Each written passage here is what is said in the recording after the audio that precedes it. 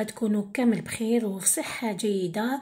اليوم جبت لكم وصفة بزاف بنينة تاع قهوة، هي كيك الكراميل اللي يجي روعة، راح يحبوه ولادكم.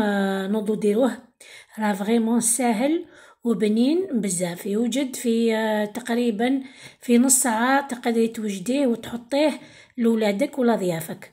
نروح نشوفوا المقادير وطريقة التحضير. بسم الله. هنا عندي 2 حبات بيض بدرجة حرارة الغرفة، راح نخلطهم بالباتور هكذا. كي خلطتهم بالباتور نزيد لهم غرفة صغيرة تاع ذوق الكراميل، كاس صغير ربع سكر، ما تنساوش القرصة تاع الملح يا البنات.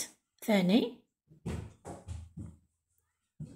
نخلط توجور بالباتور، نزيدو كاس الا ربع تاع زيت، نحطوه تدريجيا او ميم طون رانا نخلطو بالباتور بهذا الشكل.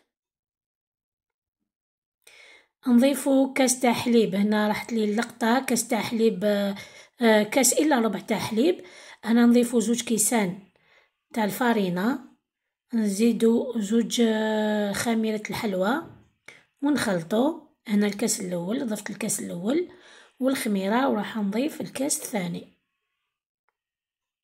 ونزيدو الكاس الثاني تاع الخميرة الحلوى ونخلطو من دارة وجديد.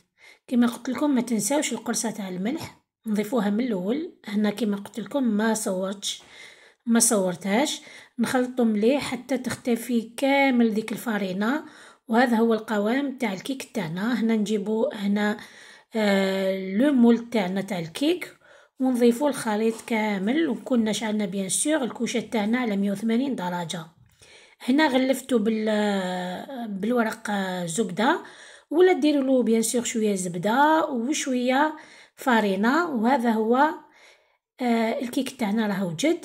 هنا الكلاصاج واش درت فيه 100 غرام تاع شوكولا بيضاء، نزيد لها هنايا كريم ديسير كراميل بواطه، ونضيفو شويه مسخون هكذا ونخلطو هكا مغرفه تاع ما باش يجينا خفيف هذاك الكلاصاج، ونكلاصيو الكاطو تاعنا هكذا.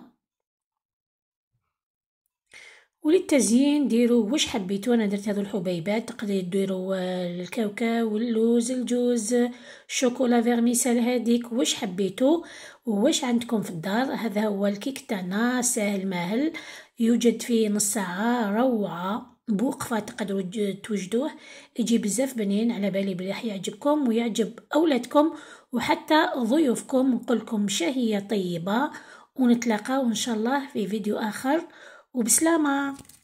سلام.